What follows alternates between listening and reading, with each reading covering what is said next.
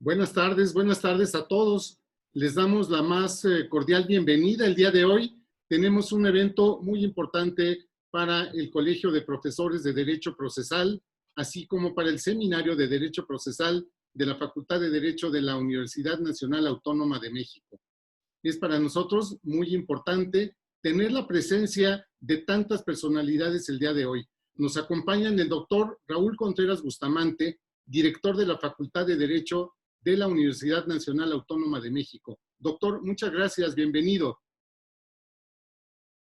Nos acompaña también el doctor Sergio García Ramírez, una personalidad en el ámbito internacional y por supuesto nacional y parte importante de la Universidad Nacional Autónoma de México. Doctor García Ramírez, muchas gracias por acompañarnos este día. Asimismo, nos acompaña también nuestro gran amigo de la facultad y universidad, así como del Instituto de Investigaciones Jurídicas, el doctor Osvaldo Gossaini. Osvaldo, muchas gracias por acompañarnos el día de hoy. Está con nosotros también y en un momento nos acompañará por una cuestión técnica, ha tenido un poco de complicación para conectarse, pero está el doctor Fabián Mondragón Pedrero, que él es el presidente del Colegio de Profesores de Derecho Procesal de la Facultad de Derecho de la UNAM. Pues muchas gracias a todos. Doctor Raúl Contreras Bustamante, le voy a agradecer mucho que nos rinda unas palabras antes de iniciar este ciclo de conferencias en línea sobre materia procesal 2020, que hablaremos sobre los derechos humanos, precisamente a 9 años de la reforma constitucional de 2011. Doctor, si nos hace favor. Muchas gracias, muy buenas tardes a todos y a todas quienes nos ven en vivo a través de Facebook Live. Para la Facultad de Derecho es un motivo especial de gusto, de orgullo, estar organizando este evento que a iniciativa del Colegio de Profesores de Derecho Procesal y del Seminario de la misma materia han organizado para que sigamos trabajando en estas actividades extracurriculares que nos hemos propuesto para seguir generando conocimiento y para seguirlo difundiendo y aprovechar estas maravillosas tecnologías y herramientas que nos ha puesto a la disposición de la academia, pues la necesidad de estar en este aislamiento por cuestiones sanitarias. Y hoy, en especial, es un motivo muy importante el que el colegio haya logrado conjuntar a estas personalidades que nos acompañan.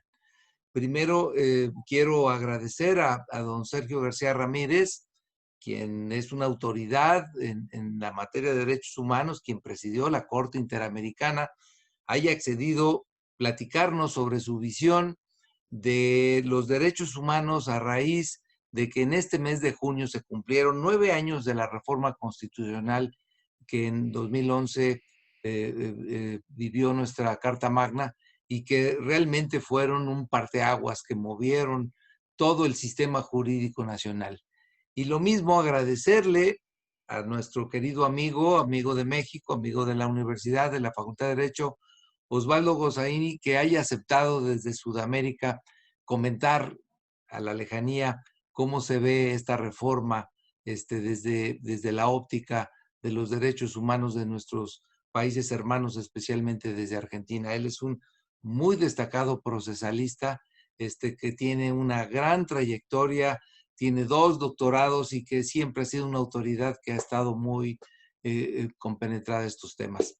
Así que sin más, para no detener y poder aprender de nuestros conferenciantes, te devuelvo el uso del micrófono, Hugo Contreras, no sin antes agradecerte la iniciativa y la magnífica organización que has tenido con este evento.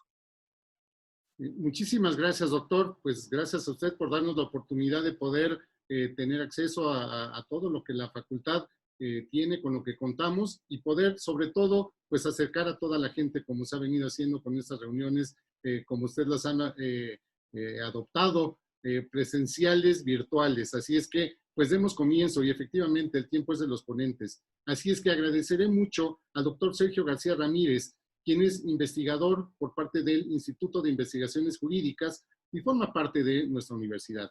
Asimismo, bueno, pues el currículum del doctor es bastante amplio y como lo habría comentado en algún momento, no vamos a hablar de él nos llevaría creo que más del tiempo que tenemos destinado a toda la conferencia. Así es que sin mayor preámbulo, doctor, le agradeceré mucho que nos haga favor de disertar el día de hoy con su presentación. Muchas gracias, doctor, y bienvenido nuevamente. Gracias por aceptar la invitación.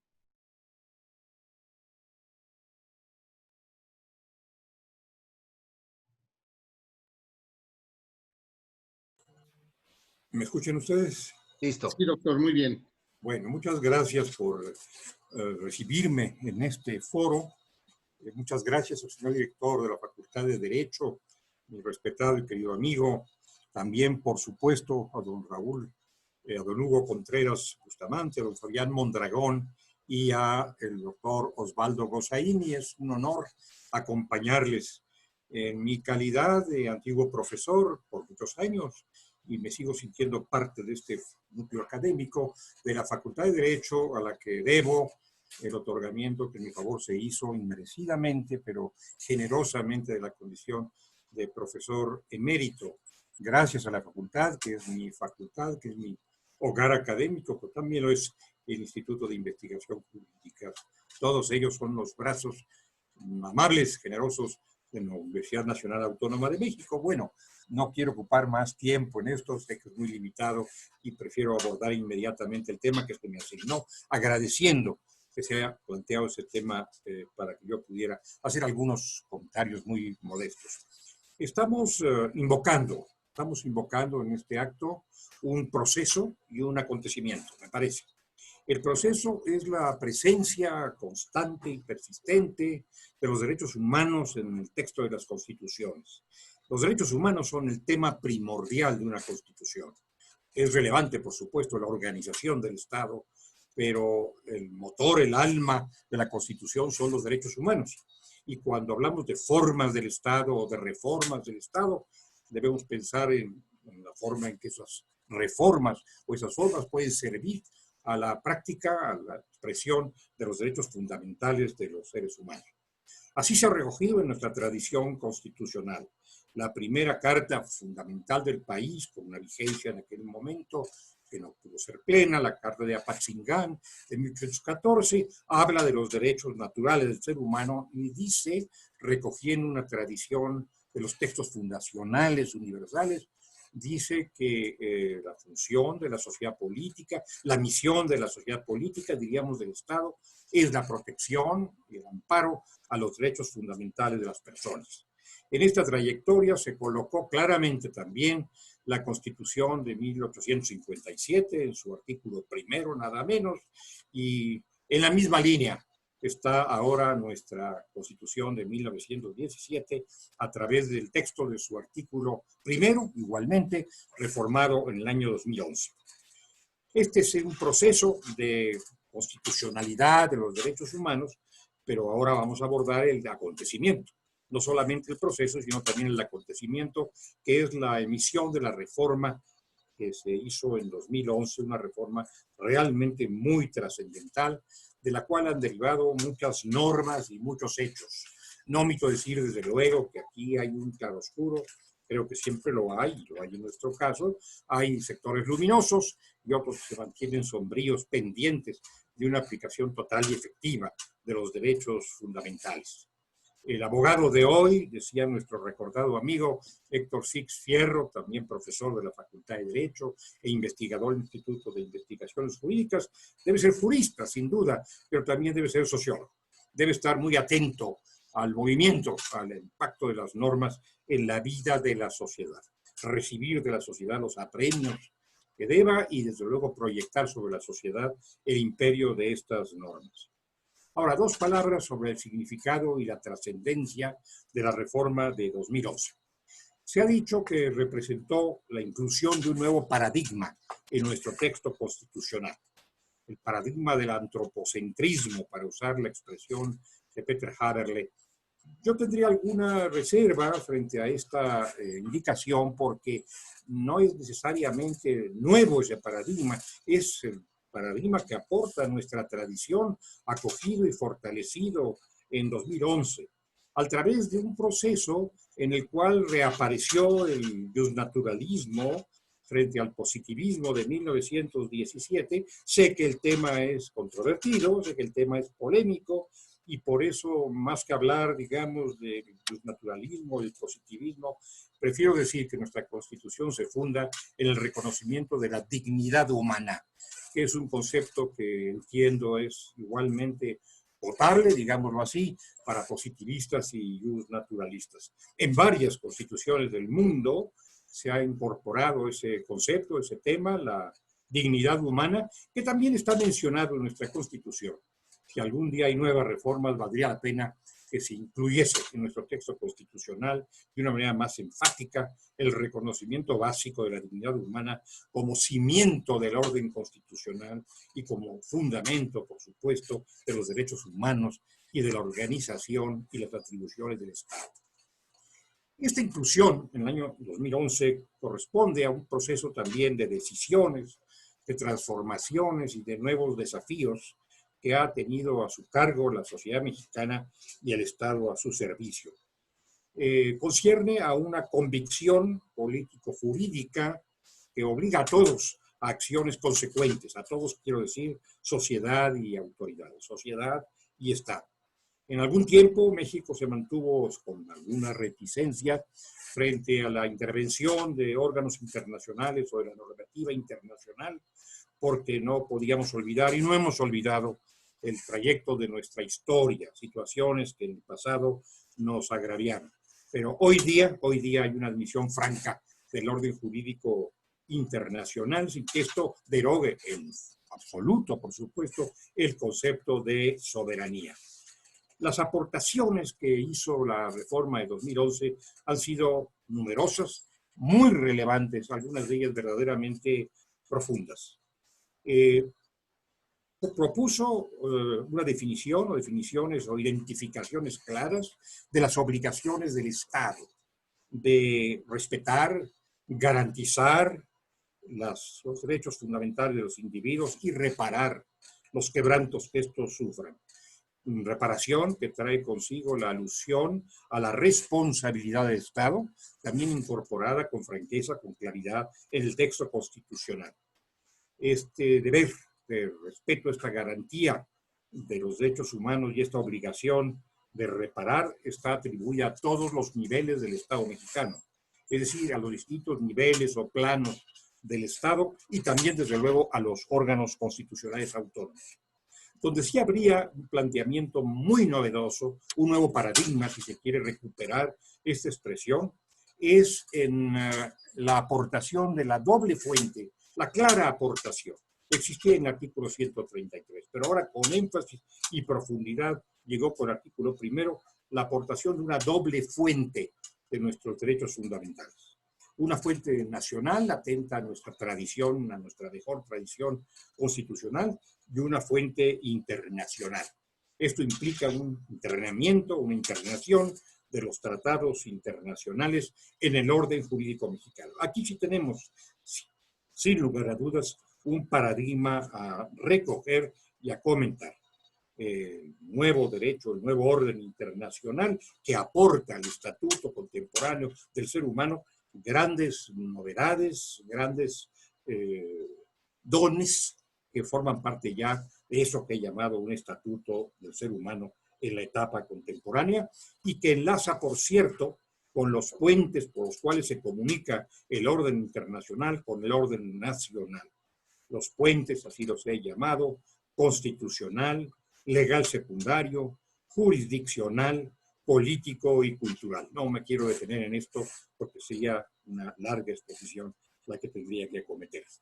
Se ha visto claramente esa inclusión en la jurisprudencia mexicana, particularmente cuando esta adoptó, asumió, emitió la sentencia del llamado caso Radilla, un caso ventilado ante la Corte Interamericana y después asumido por la justicia mexicana, que a partir de ese momento ha experimentado una novedosa transformación, un impulso de renovación muy importante. Las sentencias de la Suprema Corte, la asunción por parte de la Suprema Corte del derecho internacional de los derechos humanos Y la reforma constitucional de 2011 son las grandes novedades, son las grandes aportaciones en este sector. En algunos casos, los textos de la reforma de 2011 implican afirmaciones de compromisos que ya estaban en nuestra Carta Fundamental, y en otros sí hay novedades o aportaciones novedosas que implican progreso. No hay tiempo para que detallemos todas y cada una de estas afirmaciones y novedades, pero sí podemos recordar, aunque sea en una relación muy apretada y rápida, los temas que abordó la reforma de 2011, ya específicamente, más allá de los deberes generales del Estado, más allá de la vigencia de los derechos fundamentales en todos los órdenes. Aludió a educación, nuestro artículo 3, a asilo y refugio, a adquisición definitiva y progresividad del régimen de los derechos humanos, artículo 15, a reinserción social de los sentenciados, artículo 18, a la restricción y suspensión de derechos y garantías, un tema que recibimos con su nueva formulación de textos internacionales. Por cierto, no tenemos todavía ley reglamentaria de este artículo 29, aunque han pasado muchos años de lo que debió haber sido la fecha de emisión, un año. También expulsión de extranjeros, se ha modificado el artículo 33 con una nueva orientación, política internacional, incluyendo entre los principios rectores de nuestra política internacional la promoción y la defensa, diría yo, de los derechos humanos, y también se fortaleció la autonomía y el desempeño del ombudsman, del defensor de los derechos humanos, al que deseo una larga y lozana existencia, superando los problemas y los escollos que últimamente ha experimentado y que deploro profundamente.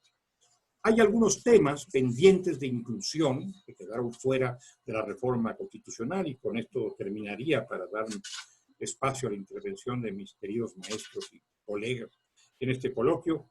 Entre estos temas pendientes yo mencionaría, si se me permite, la calificación judicial sobre la constitucionalidad o la inconvencionalidad de tratados, de nuevos tratados, que es una calificación ex ante, previa a la adopción de tratados, no ex post, como la tenemos actualmente. También alguna indicación sobre el valor que pueden tener las resoluciones de otros entes y órganos internacionales, las recomendaciones, por ejemplo, de comisiones o de otras instancias del ámbito internacional. También una clara expresión acerca de la jerarquía de normas, lo que llamamos el parámetro de constitucionalidad y que yo sigo denominando jerarquía de normas, para conciliar los textos del artículo 1 y del artículo 133. El tema, que no es menor, de las obligaciones que emanan para los particulares de nuestras previsiones en materia de derechos humanos. Artículo 5, fracción 5, segundo párrafo de la Ley de Amparo, requeriría una afirmación constitucional para poder poner claridad en este espacio.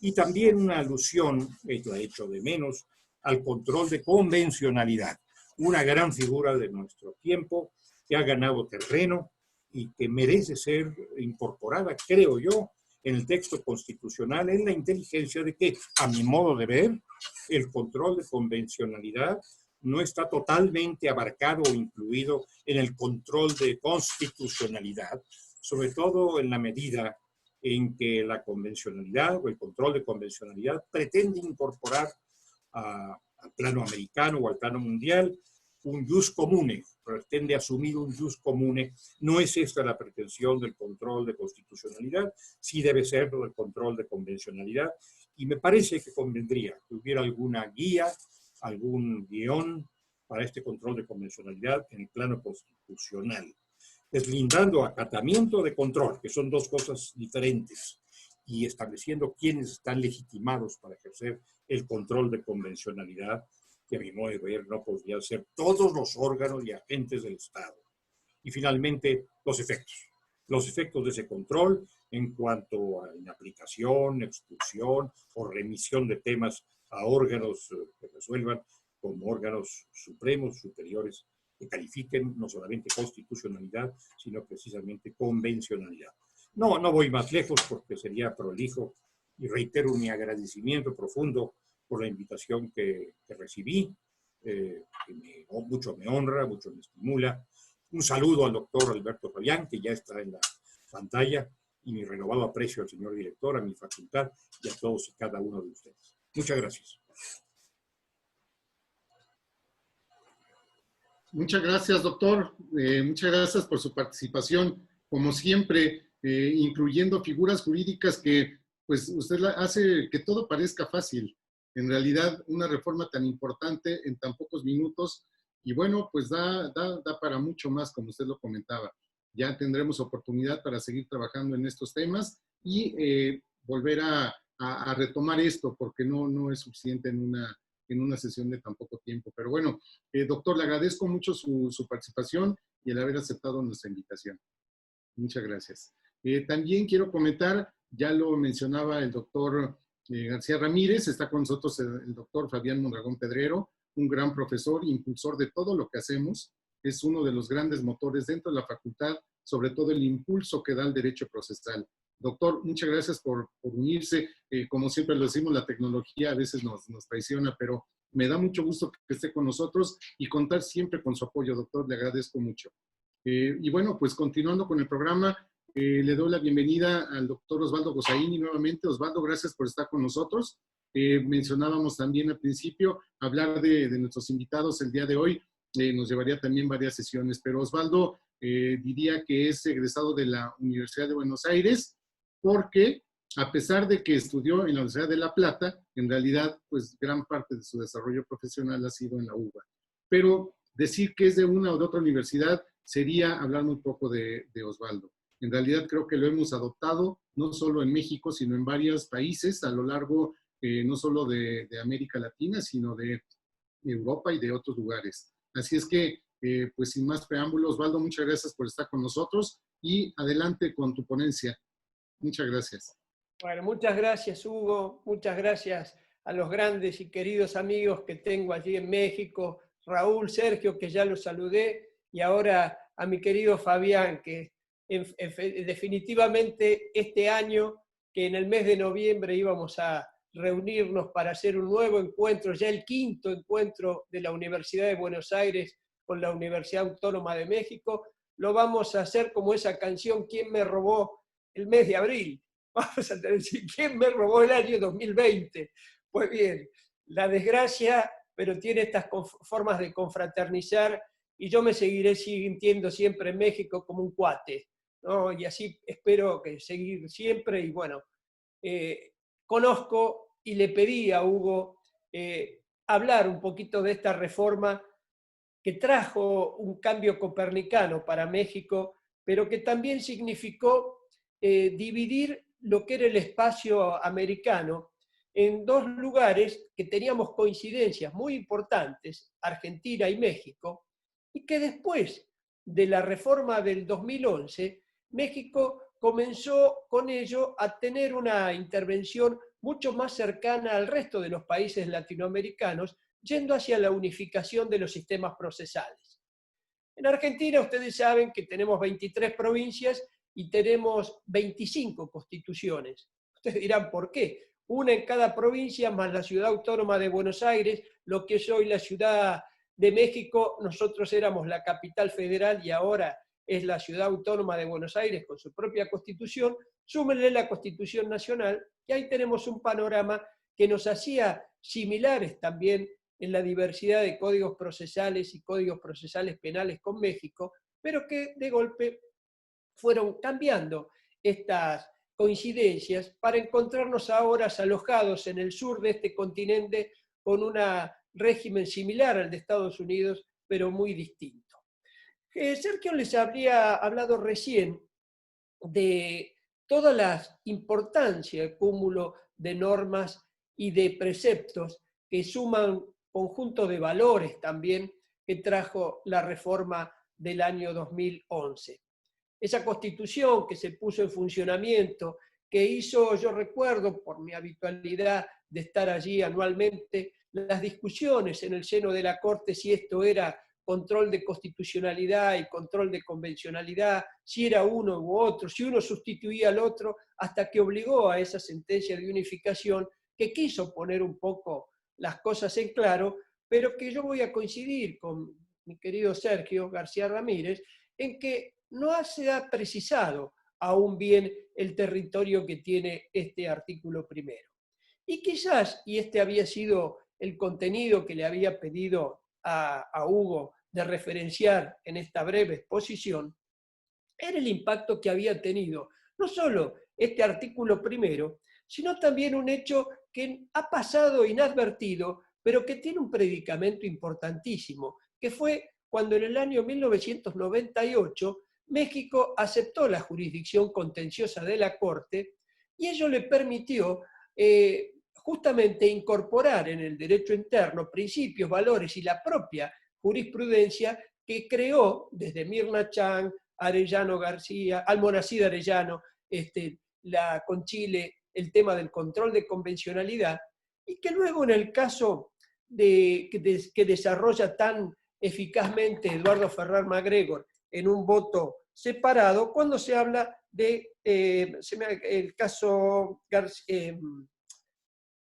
Cabrera García y Montiel Flores. Allí empiezan a establecer todo un conjunto de normas, de principios, de valores, que va a traer yo diría, una convergencia inmediata en los contenidos del debido proceso. Ese artículo primero hacía una referencia no a un orden jerárquico, sino a un test de ponderación y de interpretación, donde se partía de la Constitución, se continuaba con los tratados y las convenciones y por sobre ellos el principio pro persona.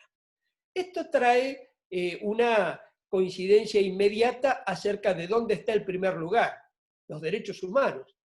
Y en esos derechos humanos surgen entonces esa necesidad de orientarlos acerca de que con la Constitución a veces no es suficiente alojar la debida protección a la suficiente protección de las personas. Fíjense que el propio constitucionalismo, que cuando nace en el siglo XIX se proyecta con la idea de soberanía de los estados, de dar a cada uno lo suyo, de establecer claras y concretas garantías individuales, llegó el siglo XX y las constituciones no pudieron ser barreras para dos grandes conflagraciones mundiales que fueron la gran asolación de los derechos humanos. Quizás por eso, en 1948, cuando se hace la Declaración Universal de los Derechos Humanos, no se piensa en proteger a los estados ni a la soberanía, sino a la persona. Y ahí el principio pro homine cambió un panorama normativo. A los estados debían proteger a los derechos humanos bajo un principio que era la igualdad. Teníamos que cobijar la igualdad en ese territorio de protección efectiva. Y esto se trajo, como siempre ha sido el panorama normativo, la discusión. Esto necesita un programa de acción, dijeron muchos, porque no es un derecho operativo inmediatamente. Con el tiempo se dijo al revés. No, esto es un derecho operativo desde el mismo momento que los derechos humanos se incorporan al derecho interno. Muy bien, fue un panorama, todo un tiempo menesteroso de conclusiones definitivas, donde en el medio aparecieron las dictaduras americanas, dejando de lado la Constitución, obligando a la Corte Interamericana a dictar opiniones consultivas donde dijeron que los estados de excepción, los estados de emergencia, debían respetarse al menos el amparo y el habeas corpus.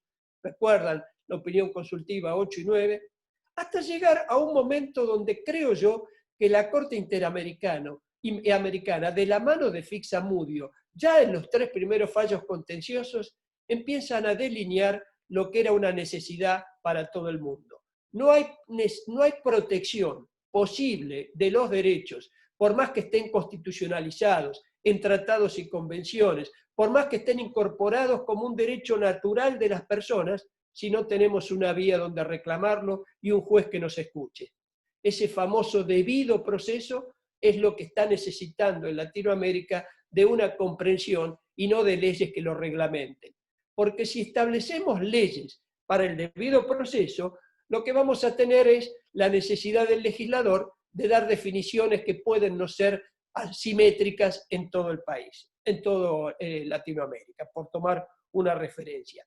Y esto creo que fue lo bueno que tuvo ese artículo primero de la reforma, cuando dice, vamos a interpretar pro persona, pero interpretemos con los tratados y convenciones, que eso significó establecer el control de convencionalidad difuso en todo México, y mantengamos el control de constitucionalidad como una suerte de la doctrina de la última palabra, que sea la Suprema Corte de los Estados Unidos mexicanos quien pueda dar el cierre a estas conclusiones. Y esto evidentemente no es una lectura común. En mi país se consagra hoy en día la idea que la doctrina de la última palabra es de la Corte. Sin embargo, eso nos está llevando a no cumplir sentencias de la Corte Interamericana simplemente por desaprensión, por incomodidad dogmática o directamente por no confundir una suerte de poderes que no debiera estar en un corpus iuris internacional. Ahora bien, ¿dónde se ha reflejado, creo yo, aspectos del debido proceso? La Corte ha delineado varios estándares, y esos estándares, desde el año 98, México no ha hecho reservas en tal sentido, las reservas son mínimas y no tienen importancia que las refiere en este momento, pero México ha aceptado la jurisdicción contenciosa de la Corte y lo que la Corte Interamericana diga es obligatoria para armonizar y para unificar o para completar donde la norma falte. Y ahí aparecen temas centrales. Yo no me voy a ocupar mucho en los 5 minutos que me quedan como para ampliar después en una exposición ante un cúmulo de preguntas que pueda venir. Pero el primer punto que refirió de Sergio cuando hablaba del derecho a la educación es un aspecto del acceso a la justicia.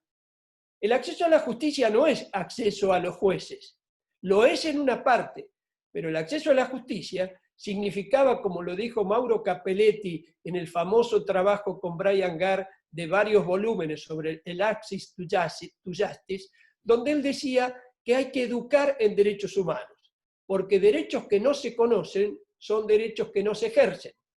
Y allí la Universidad de México, la Autónoma de México, las universidades argentinas, comenzando por la Universidad Nacional de Lomas de Zamora, que fue la primera en Latinoamérica que incorporó en su currícula la materia de derechos humanos, tiene un predicamento importantísimo porque allí comenzó a hablarse de derechos y no de las víctimas que habían sufrido en sus derechos humanos. Ese había sido el reclamo que debió atender la Corte. Pero la Corte Interamericana, hablo, ¿no?, empezó a generar esos estándares y uno de ellos, de tamaña importancia, fue el derecho a la verdad.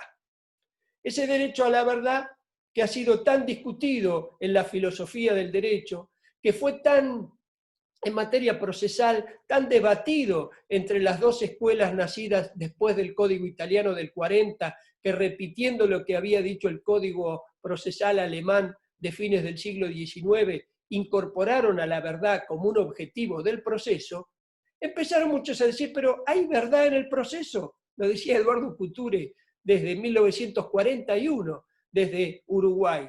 Y esta es una pregunta que sigue recibiendo el dilema de jueces y abogados acerca de con qué verdad me conformo o si busco una verdad jurídica objetiva, como si el proceso tuviera posibilidad de trabajar con verdades que no sean auténticas. Y eso creo que fue lo que reclamó el derecho a la verdad. Toda persona tiene derecho a saber qué pasó y no necesita ser víctima para que ese derecho lo alcance. El derecho a la verdad significa evitar las ficciones del proceso, eliminar las solemnidades rituales, darle prioridad a la justicia pronta y efectiva. Y eso también se ha visto en otros ordenamientos como las reglas de Brasilia. Esto es un tema importante que ha impactado no solo en la función del juez mexicano y también argentino y de toda Latinoamérica, porque el juez ha tenido hoy un deber que antes no era exigido en los ordenamientos.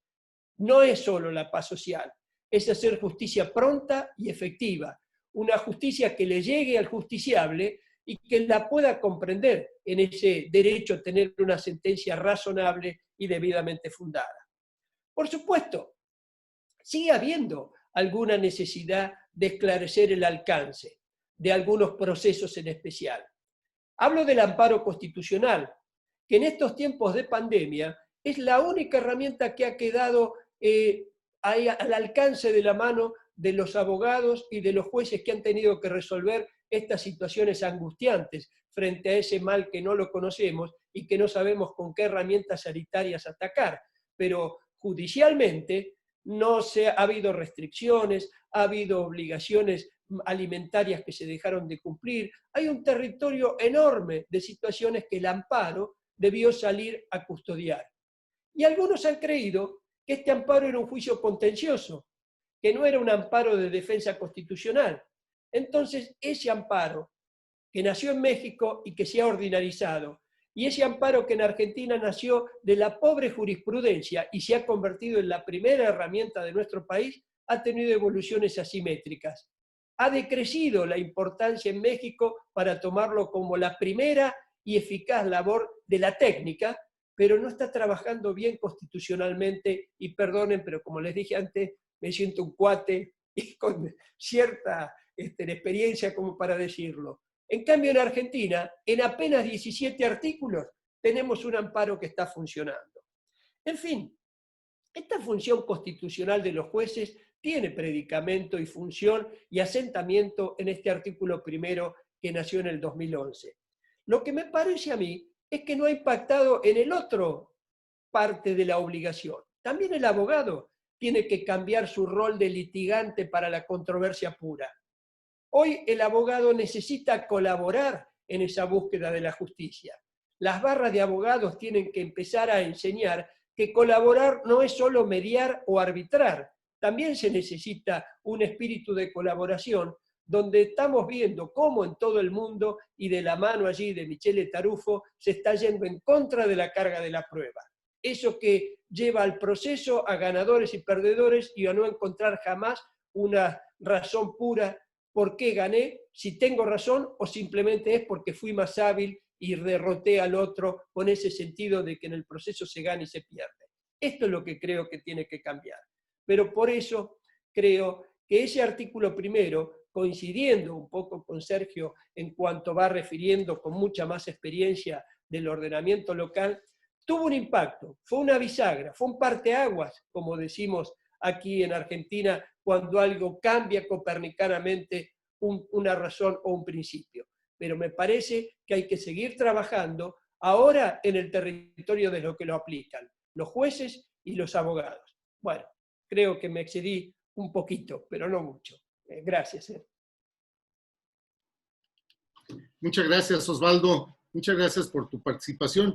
Pues mira, me parece que es tan amplio el tema, como le comentaba yo al doctor García Ramírez, que precisamente cada uno de ustedes toca fibras sensibles en cada una de las jurisdicciones. Te has referido al tema de tratados y derecho internacional, que por supuesto está vinculado con esta reforma constitucional. Se hacía referencia cuando fue su origen, que en principio fue tan importante que, de hecho, la denominación de la jurisprudencia ahora es de los derechos humanos y los tratados internacionales en esta nueva época. Entonces, bueno, pues sí es muy importante, y sobre todo el cumplimiento a la jurisdicción a la que se ha sometido el gobierno o el Estado mexicano en general. Sobre todo esto ha habido pues muchas resoluciones ya de la Corte Interamericana, y bueno, parte importante de esas resoluciones fueron en su momento dictadas, y también formó parte de ese grupo selecto el doctor Sergio García Ramírez de la Corte Interamericana de Derechos Humanos. Muchas cosas que se tienen que retomar, y también el juicio de amparo, ya hablaremos de él en otro momento, porque pues tengo coincidencia contigo, Osvaldo, hay muchos puntos donde pareciera que avanzamos, pero también con la nueva ley de amparo, pues pareciera que justo como comenta, se convierte en un juicio ordinario, tal vez más allá de lo que se pretende que sea un juicio de amparo. Pero bueno, muchas gracias, Osvaldo. Pues ahora le pediré al doctor Fabián Mondragón Pedrero, director del Seminario de Derecho Mercantil y presidente del Colegio de Profesores de Derecho Procesal de la Facultad, pues que nos haga favor de compartir su ponencia. Muchas gracias, doctor. Adelante. Ante todo, muy buenas tardes. De repente los medios electrónicos hacen algunas travesuras y no me daban el ingreso. Pero en un primer lugar, agradecer que tengo el privilegio de estar con dos no grandes maestros, extraordinarios juristas, y que dedicaré unos minutos para que sepan quiénes son ellos y que los que nos ven tengan una idea aproximada de la gran calidad de ponentes que tenemos. En primer lugar, ahora lo voy a hacer al revés, don Osvaldo Gozaín. Mi querido Osvaldo, siempre cuidadoso del ámbito procesal, pero no solamente del derecho privado, sino también del derecho constitucional. Al devenir del tiempo e irlo escuchando, tiene la rara virtud de que lo convence y le hace a uno ir cambiando ideas para buscar siempre mejorar. El compartir con él algunas de sus charlas, algunas de sus conferencias, es aprender, disfrutar, y cuando adicionalmente le genera a uno la amistad, el hombre sencillo, el hombre amable, de que se entrega de corazón a todos y cada uno de nosotros. Sin lugar a equivocarme, en Argentina el reconocimiento que se tiene hacia nuestro querido Osvaldo es como uno de los mejores, y para su servidor, el mejor procesalista, tanto en el ámbito privado como en el ámbito constitucional. Y miren ustedes que tengo el privilegio de conocer a varios de ellos y ni modo, se van a tener que aguantar. Querido Osvaldo, qué privilegio verte, saludarte y agradecerte estas referencias. Por segundo lugar, pero por comentario, no por calidad, porque ambos son extraordinarios, el hablar de don Sergio García Ramírez es hablar, uno, del hombre que tiene una línea de precisión, de conocimiento, que cuando uno lo escucha, ¿qué es un derecho fundamental? ¿Qué es un derecho pro persona? A los demás normalmente nos deja sin palabras. Pero he de decirles que adicionalmente para nuestra universidad es un privilegio que sea maestro emérito. Pero fue más allá. Cuando a nombre de los maestros eméritos hizo su discurso ante el señor rector, sus expresiones respecto de lo que son los derechos humanos y la autonomía, la retomó la propia universidad y es una de las banderas sobre las cuales se soporta. Y a todo ello sigue siendo el hombre sencillo, el hombre amable, el hombre generoso, que cuando se le solicita, queremos aprender de usted, siempre nos dice, adelante, y ante el riesgo de tener que soportarnos a los demás. Pero en este banquete jurídico, ¿saben algo que dejé para un punto adicional?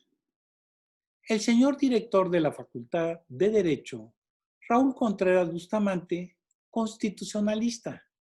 Imagínense la problemática que le generan a uno, porque adicionalmente acaba de hacer una publicación en un periódico de información, precisamente con motivo de los 9 años de los derechos humanos, derechos fundamentales, artículo primero, preciso, congruente y sin grandes complicaciones de qué debemos entender por un derecho humano, los efectos de los derechos humanos de conformidad con ese artículo primero, omiten ese tratamiento porque aparentemente no lo tomamos en consideración de la esclavitud.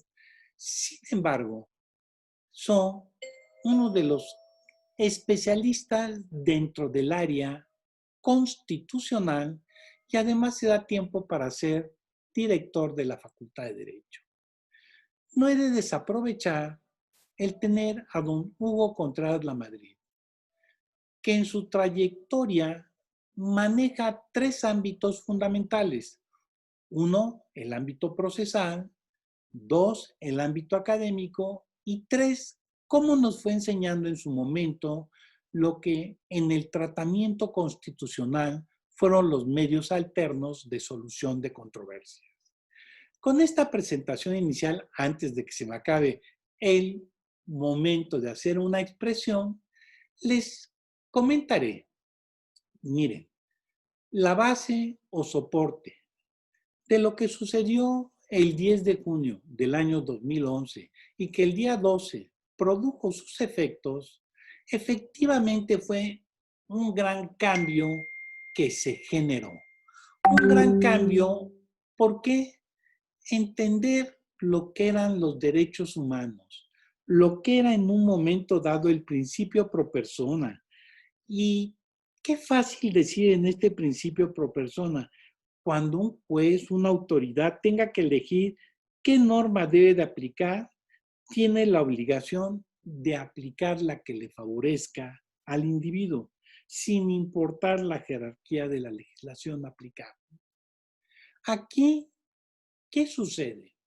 Con motivo de ello, se hizo una expresión que he escuchado con alguna frecuencia, de que se argumenta que los tratados internacionales están al mismo nivel de la Constitución y que obviamente en una estructura jerárquica superior a las leyes federales.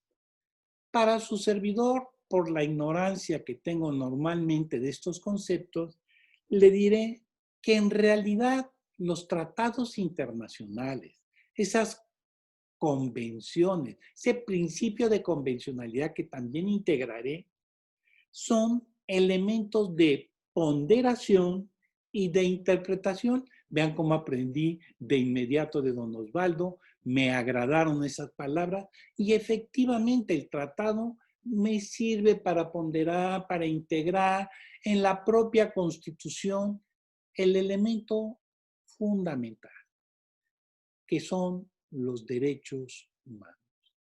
En el tratamiento de los derechos humanos, ¿qué problema yo he ubicado desde el punto de vista procesal?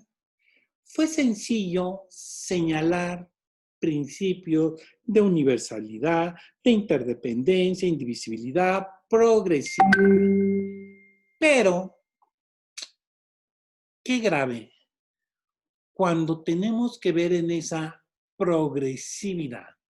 Vamos avanzando y no vamos a dar marcha atrás. Excelente. Primer cuestionamiento. Ya se dictó una resolución, ya debe de ejecutarse, pero se observa que la misma está efectivamente afectando los derechos humanos. Problemática de cosa juzgada. ¿Qué hacemos respecto de la misma? Lo dejo para nuestros grandes conocedores cómo se aplica. ¿Por qué? Porque en la práctica he escuchado de que porque no se le puede dar un principio de retroactividad. Oigan, momento. Y si estamos afectando un derecho humano, no podremos entender lo más favorable a ese sujeto. Se los ejemplifico por la desviación mercantilista que tiene su servidor. Sucedió el problema de la usura. En el tratamiento del área mercantil, por excelencia se aplica que en las convenciones mercantiles estará a la voluntad de los interesados, la pacta sunt servanda. Entonces decíamos, lo establecido por las partes debe de cumplirse.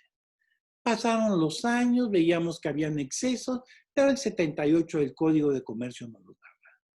Surge la reforma constitucional y se permitió de que se revisara por tratado internacional de que estaba sancionada la usura Y con motivo de ello, aplicando el tratado, ¿qué se generó? Se generó algo de decir, vamos a darle legalidad a esos intereses excesivos. Cuando se maneja el darle esa legalidad a los intereses, el cuestionamiento es, ¿y el sujeto que se excedió, de todas maneras le vamos a dar un interés? Sí, sin sanción alguna.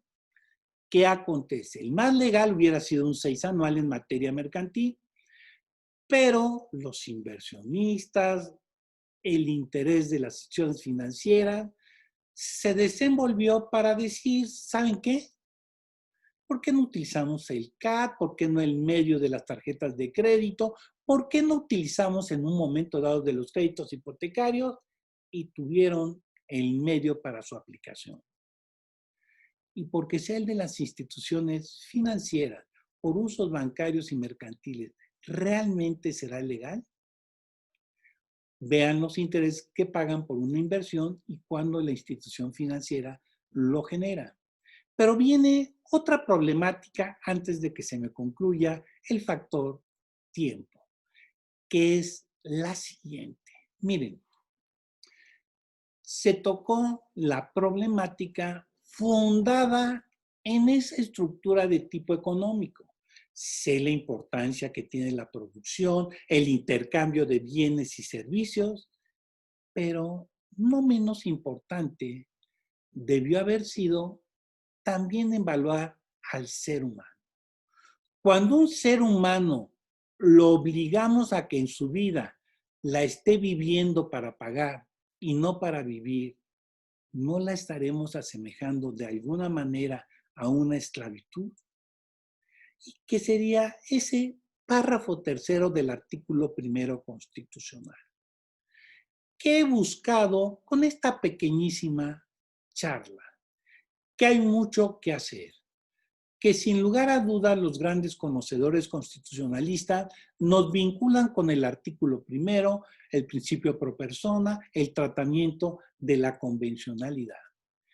Pero en la vida del litigante vemos si se respeta el debido proceso, si se cuidó las reservas en la corte, si en un momento dado en ese derecho a la educación, qué está sucediendo, si en las sentencias tendremos que seguir diciendo que se emiten por paz social o que razonablemente se vinculen con la verdad, si en un momento dado tendríamos que leer sobre la prueba y en la prueba si realmente es válido decir medio de convicción en búsqueda de la verdad y que la verdad pueda ser relativa porque no identifique el acontecimiento con la realidad. Todo ello, ¿cómo lo integramos para que podamos darle lo mejor que sea en respeto al derecho humano, a los justiciables? Muchas gracias por su atención y ha sido un privilegio el poder saludar a don Sergio, a Osvaldo, a nuestro señor director y a Hugo. Muchas gracias, doctor Fabián Mondragón, por su ponencia. Le agradezco mucho el tiempo que se ha tomado. Bueno, pues el tiempo apremia, seré breve, me toca siempre al que expone al final, pues le toca ya el tiempo reducido y los temas muy abordados. Pero bueno, no importa. Me parece importante poder aprovechar esta oportunidad para tocar varios de los temas que me parece que han sido una consecuencia de esta reforma que justamente como lo comentaba el doctor Mondragón, pues este fin de semana, si mal no recuerdo, fue este fin de semana, fue uno de los temas que se abordaron en el artículo que mencionaba el doctor Raúl Contreras. Y efectivamente, los principios que se establecieron en este artículo primero de la Constitución Política de los Estados Unidos Mexicanos, desde el punto de vista procesal, es algo de lo que más nos interesa.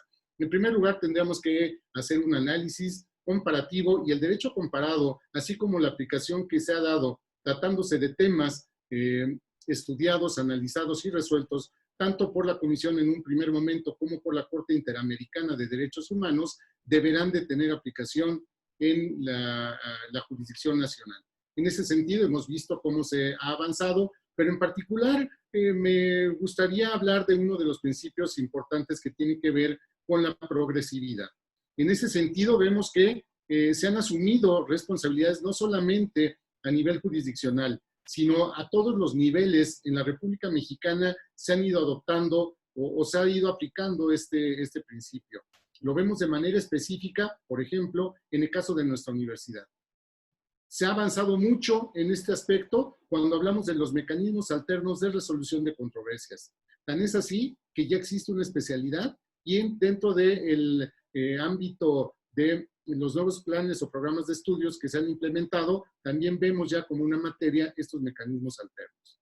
Así es como nosotros vemos que no solamente se ha trabajado a nivel constitucional, sino que ese avance que se ha dado se refleja en la sociedad nacional.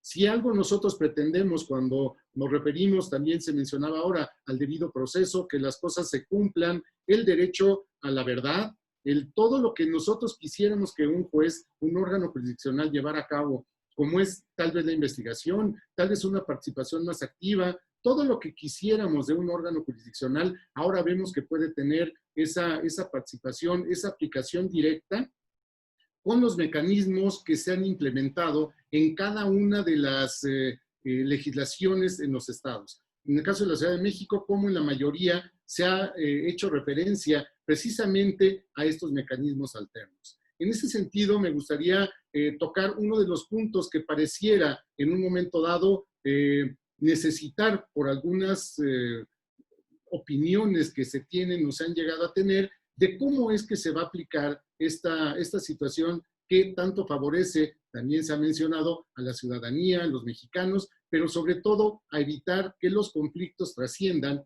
a que sea un tercero el que deba de resolverlos.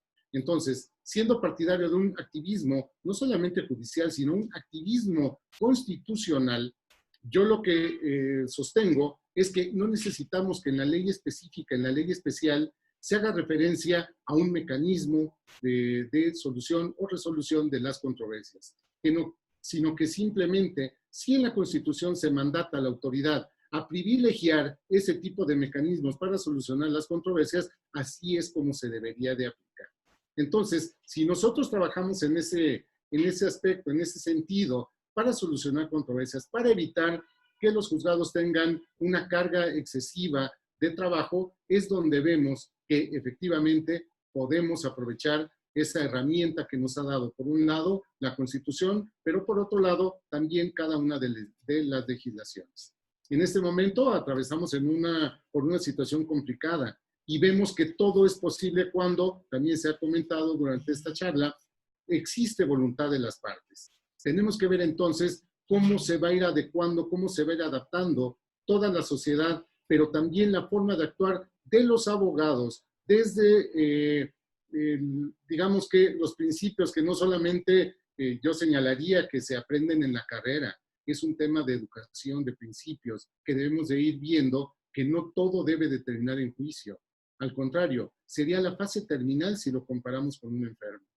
Nosotros tenemos muchas herramientas para poder solucionar ese tipo de controversias a través de estos sistemas. Entonces, si nosotros tenemos esta oportunidad de poder resolver las controversias desde ese punto de vista, habría que aplicarlo, habría que hacerlo. ¿Por qué? Simplemente porque se cuentan con los elementos necesarios. Y así podríamos ir hablando desde el punto de vista procesal de muchos avances que se han tenido, también con algunas opiniones controvertidas desde el punto de vista de la aplicación de los tratados internacionales, justo como lo mencionaba el doctor Mondragón. ¿A quién va a beneficiar?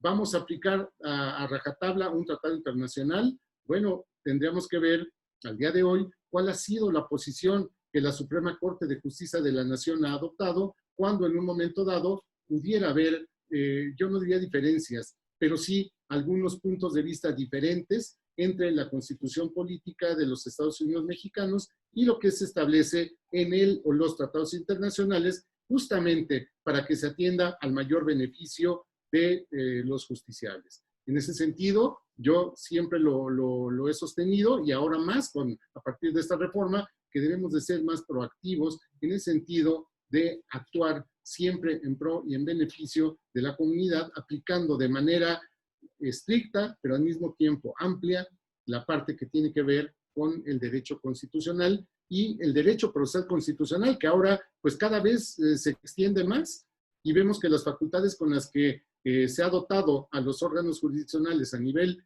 local y federal, pues precisamente se enfoca o va un poco más allá de los límites que deberían de establecerse en beneficio de la comunidad. Y eso es lo que ahora, por eso lo mencionaba, deberíamos de aprovechar cuando los órganos jurisdiccionales, por razones evidentes, se encuentran cerrados, no se permite el acceso por la situación que vivimos, entonces los mecanismos alternos de resolución de controversias es donde podrían entrar. Todo se puede hacer a distancia, se ha permitido poder resolver en ese sentido las controversias. Pero bueno, pues me gustaría seguir hablando, sé que el tiempo se termina y les agradezco a cada uno de ustedes el haber participado con nosotros en este primer ciclo de conferencias, y le agradezco mucho al doctor Raúl Contreras Bustamante el espacio y que nos haya acompañado durante toda la sesión, y le pediré que se sirva darnos unas palabras para el cierre, por favor. Pues solo para ratificar que lo que acabamos de presenciar ha sido un banquete jurídico. La verdad es que me voy con muchas anotaciones de lo que dijo don Sergio García Ramírez y de lo que dijo Osvaldo Gozaini, porque la verdad es que efectivamente esta reforma constitucional de 2011 vino a fortalecer el concepto que dijo don Sergio de que los derechos humanos son el alma de la Constitución. Este antropocentrismo que genera el que hayamos sustituido en México el concepto de garantías individuales para regresar al tema de los derechos humanos y que hoy todos sean derechos humanos, pues ha hecho, la verdad, un cambio que a lo mejor, porque son 9 años y que parece que son muchos, en el fondo son pocos para ver las transformaciones que va a ir generando. Le generó muchísimas más responsabilidades y obligaciones al Estado en sus 3 niveles. El tener que respetar a todos los derechos humanos, no solo los que están contenidos en la Constitución, sino los que puedan estar establecidos en los tratados internacionales, es un cambio que poco a poco iremos viendo, que progresivamente iremos viendo. Me quedo con lo que dijo Gonzalo, citando a Capelletti, de que hay que educar para los derechos humanos. El derecho a la educación en México, después de la reforma que acaba de incluir, que es obligación del Estado, la impartición de la educación en todos los niveles, desde preescolar hasta universitaria y hasta posgrado, de manera obligatoria y gratuita, pues convierte el derecho a la educación o confirma el derecho a la educación como un derecho humano, como un derecho fundamental, porque quien no conoce los derechos, quien no entiende los derechos, pues no los puede ejercer y no los puede hacer valer de ninguna manera. Así que me quedo con esta aportación sensacional. Quizá nos faltó recordar que el tema o el concepto de control de convencionalidad, pues es de la autoría de don Sergio García Ramírez, no lo ha patentado, pero la academia se lo reconoce. Él fue desde su actividad como juzgador y como presidente el que empezó a utilizar este tema de control de la convencionalidad. Por eso yo comparto su propuesta de que habrá que incluirlo en el texto de la Constitución en una futura reforma. Y me quedo con la idea de que efectivamente el que el Estado mexicano haya aceptado que todos los derechos humanos tienen la misma jerarquía y de que aceptemos que todo lo que se va gestando en el ámbito americano en esta materia sea exigible y sea observable en México, es un cambio de paradigma sensacional. Tenemos muchas cosas que la reforma nos ha generado. Ya oyeron ustedes hablar a 2 grandes procesalistas mexicanos, ya subirse al tema de la Constitución y ya subirse al tema de los principios pro persona para hacer valer su especialidad como de primer nivel, lo cual habla de la importancia que genera estos cambios fundamentales. Para la Facultad de Derecho ha sido verdaderamente un honor, Osvaldo, tenerte nuevamente aquí y haber también tenido la aportación de nuestro querido maestro emérito de la universidad y consentido de la Facultad de Derecho en esta sesión. Gracias, Alberto, y gracias, Hugo, por esta sensacional sesión que nos han regalado. Gracias a ustedes y un abrazo fraterno. Que estén muy bien y cuídense mucho. Muchas gracias, doctor. Buenas tardes. Hasta luego. Bueno, pues muchas gracias por su participación. Nuevamente agradecer al doctor Sergio García Ramírez por haber aceptado la invitación. Muchas gracias a ustedes disertación. por la generosa invitación. Muchas gracias nuevamente. Osvaldo, gracias por acompañarnos. Gracias, Hugo. Aún a la distancia, ya sabes que esta es tu casa. Muchas gracias, doctor Mondragón Pedrero, como siempre, por todo el apoyo desde el colegio. Gracias.